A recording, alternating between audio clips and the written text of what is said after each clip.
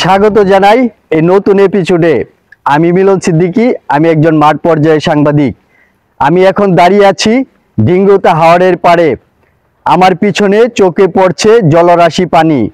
এই বিশাল জলরাশি আর 1-2 মাস পর শুকিয়ে যাবে। তখন এখানকার জমিগুলো রূপ নেবে সোনালী ধানের ক্ষেতে। প্রতি বছর এখানে প্রচুর ধান উৎপাদন হয়, যা দেশের খাদ্য সরবরাহে গুরুত্বপূর্ণ ভূমিকা রাখে।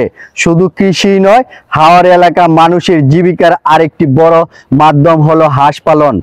অনেকেই বাণিজ্যিকভাবে হাঁস লালন পালন করে বিপুল পরিমাণে ডিম উৎপাদন করে।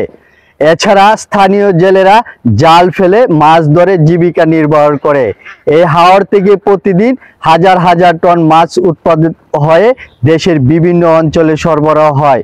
শুধু দেশের ভেতরেই নয়, এখানকার মাছ বিদেশেও রপ্তানি করা হয়। ফলে ডিঙ্গুতা হাওর শুধু একটি প্রাকৃতিক সম্পদ নয়, বরং বাংলাদেশের অর্থনীতির ও খাদ্য নিরাপত্তার জন্য অত্যন্ত গুরুত্বপূর্ণ ভরসা স্থান। প্রকৃতি, কৃষি ও জীবিকার অপূর্ব সম্ভাবনাময় ডিঙ্গুতা হাওর আমাদের বাংলাদেশের গর্ব হয়ে দাঁড়িয়েছে। চলুন ঘুরে দেখে আসি।